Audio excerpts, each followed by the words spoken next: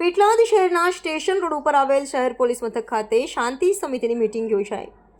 હિન્દુ મુસ્લિમ અગ્રણીઓ ઉપસ્થિત રહ્યા. બુધવારે સાંજે 4 વાગ્યાની આસપાસના સમયગાળામાં શહેર પોલીસ મથક ખાતે શાંતિ સમિતિની મીટિંગનું આયોજન કરવામાં આવ્યું હતું.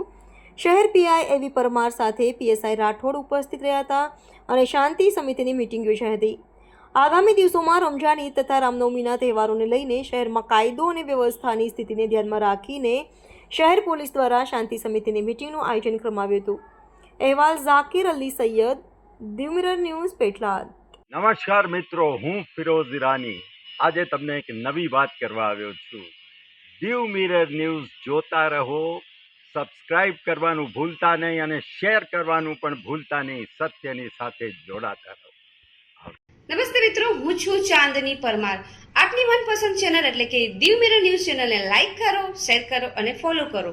અને હા, તેમાં દરરોજ તાજા સમાચાર જોવાનું ભૂલશો નહીં. દીવ મિરર ન્યૂઝ દરરોજ લાઈવ અપડેટ. ગુજરાત રાજ્ય, દેશ, દુનિયાના તમામ બ્રેકિંગ સમાચારો નિહાળો દીવ મિરર ન્યૂઝ ચેનલ પર.